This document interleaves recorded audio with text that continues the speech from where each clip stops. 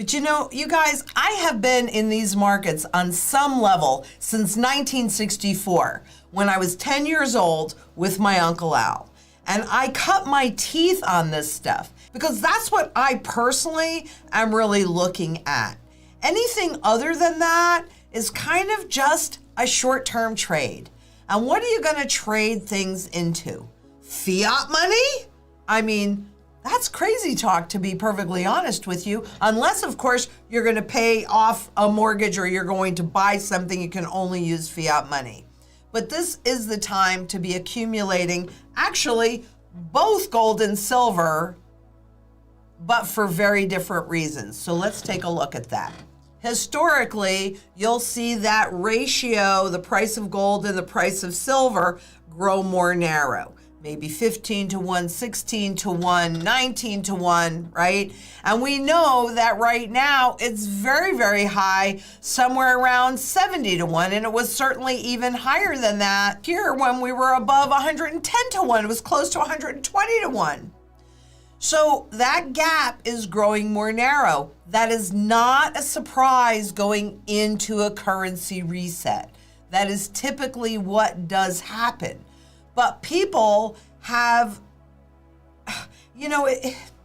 let's see, how to say this. People have taken this little bit of trading, just like those that are watching the stock market go up or the cryptocurrencies go up, in nominal terms, in terms of fiat dollars, and going, oh, well, that's where I want to be. Maybe it is and maybe it isn't. You can't just take any of this at face value. You have to dig a little bit deeper. And all you guys know, I have both, but they perform very different functions for me. And I've been talking about Venezuela. Here we go one more time, because this is something that's happening right away. But in 2018 was the first currency reset in Venezuela. And silver certainly performed quite well, as did gold. We went from the Bolivar to the Bolivar Forte. I mean, the Bolivar's name is going to be in there, but they'll change something else, just like that's what they do. So people don't think that anything has changed. I mean, it's crazy because everybody knows that. But certainly in terms of the currency, gold outperforms silver at a pretty significant level. Why? Because gold is the primary currency metal. What do the central banks hold in reserve? They hold gold. So that at the end of the day, when they reset that currency against it, they reset it against gold. Not Bitcoin, not Apple stock, not a piece of real estate, and not against silver. But silver is a secondary monetary metal, so you gotta have it. You need both, but they both have different functions. And you have to really ask yourself, what do you want to be holding into a currency reset? For me, it is the mostly. I have both, I want both, you need both. But you need this to sustain your standard of living. You need this to grow your wealth base and to protect all of those fiat dollars that you might not be able to move out of your 401k or out of your IRA or your 403b or your pension plan. And I hope you are not counting on those instruments to see you through this, because anything that you can only convert into, in this country, dollars, well, last time I checked, 1 trillion times 0 is 0. If the dollar has no purchasing power, just like the Bolivars, if they have no purchasing power, you can have a gazillion of them, and it's not going to matter.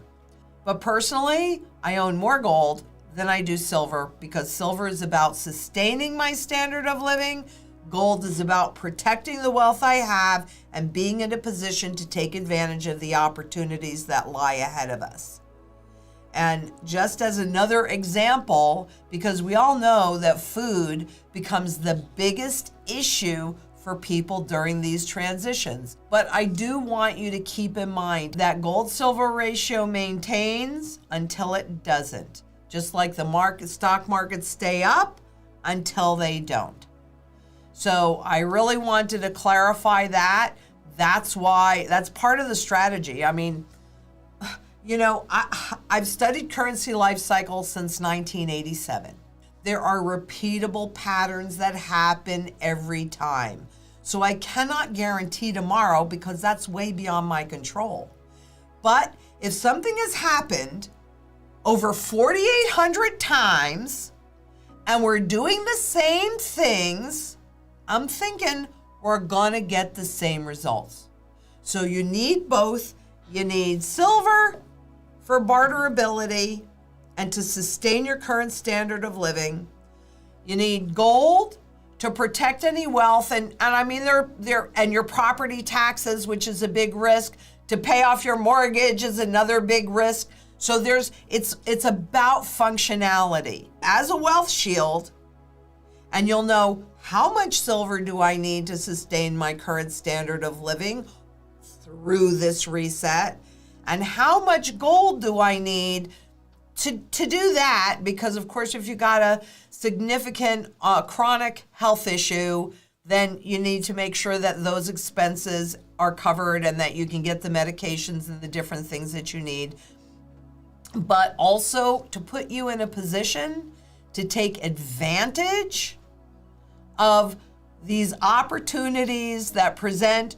And what I mean by that, for those that aren't familiar with it, right now, these are the only two assets that are undervalued.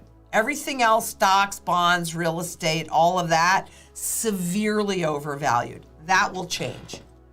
That will change. Right now, you've got gold and silver here. You've got those other assets here. This will flip-flop.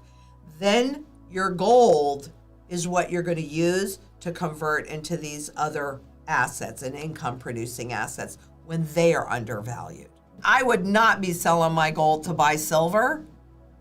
And frankly, nor am I selling my silver to buy gold. You need both.